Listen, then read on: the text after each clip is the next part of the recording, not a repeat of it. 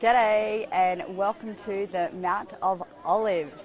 I have just walked 1,000 steps and I can absolutely see why Jesus wanted a donkey to get down those bad boys, because I'm exhausted and it's hot. It's like mega hot here. So it's Palm Sunday and I'm in Jerusalem, and I've just come up to join the crowds at the Bethpage Church courtyard, where the procession is going to start in about 15 or 20 minutes, and it's about a 2-minute walk that way to the courtyard. So I thought I'd stay here, get my live feed done, and head down to the commotion. Oh, losing my palm. Can't lose my palm tree. That cost me $5. So here we are. Just wanted to introduce you to where I am, but that's not what we're going to talk about today. What we're going to talk about today is the Sabbath, because I had a very interesting Shabbat, they call it here, with a Jewish family on Friday and Saturday. And in Judaism and Islam as well, the holiday or the feast normally starts at sundown the night before. So Saturday is officially the Sabbath or Shabbat, and at Friday sundown, that's when everything begins. And being in Jerusalem, there's a very large Jewish population. Obviously the Western Wall is here, and the level of observance is quite high. So all of the shops close in the Jewish quarter.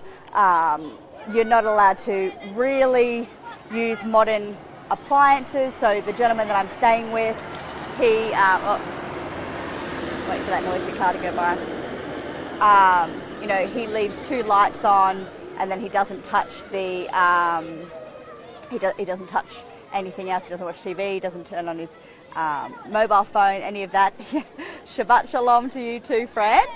So I went down to the Western Wall, and I was observing the Friday prayers unfold. I had a book in English, which was great, and I was able to follow along with some of the songs and everything that was going on.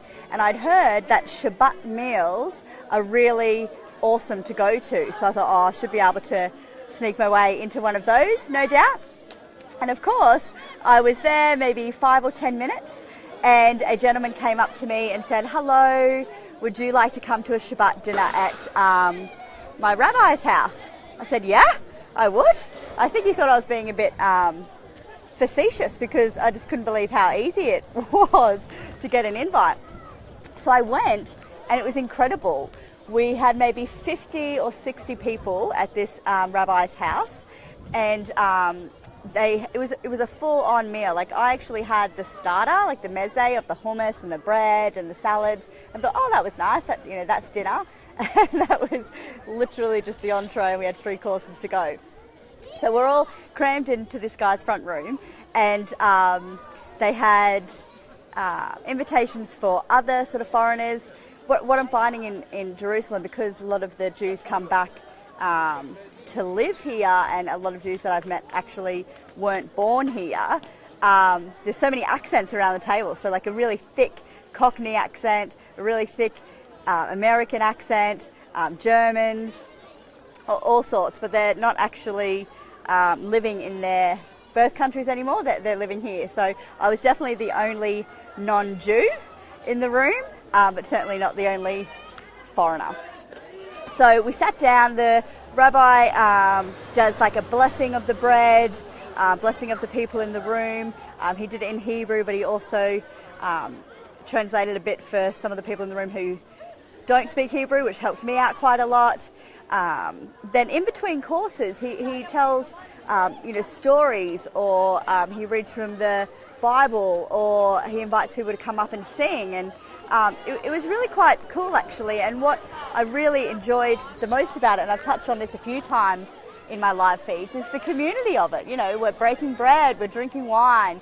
I was sandwiched between this beautiful Israeli beauty therapist who was practicing her English very well, and a woman who I'm pretty sure is either homeless or definitely not in a great financial situation. So it was a very interesting mix of people in the room.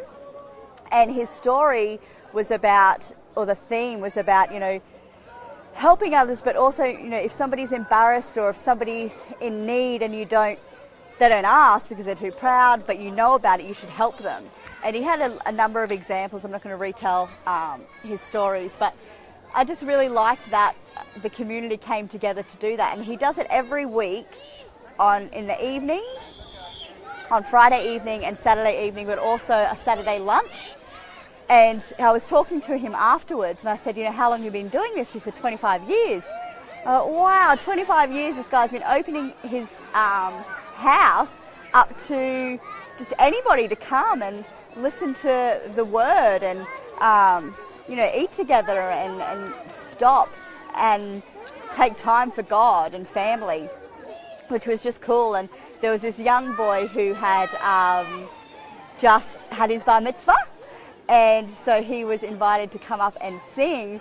And this young man, he would have been about, 13.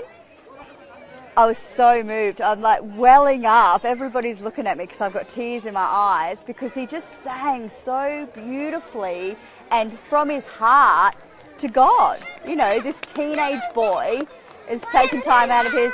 Oh, no thank you. No thank you. No thank you, darling. And it was incredible, and I was really touched by that. And it's certainly, when I get married and have a couple of kids, and I'm going to insist on us having a Sunday meal or a Friday meal or whatever day of the week it is, to just take time for the family and for God, But so the Sabbath obviously crosses over into a lot of different religions, the taking stock day, the rest day, whatever you want to do it. But here in Jerusalem, it's incredible to watch everything shut down. The trains shut down, the buses shut down. There's hardly anybody on the roads.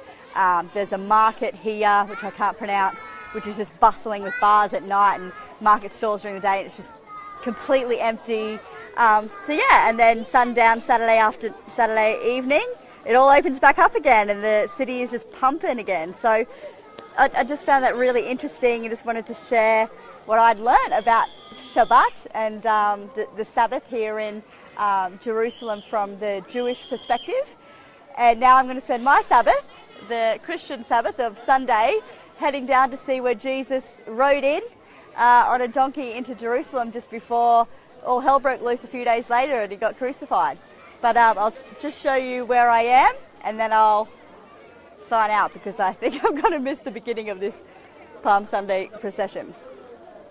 So you can see people coming from all the way up the hill. I don't know why we have to go down to go up, but apparently we do.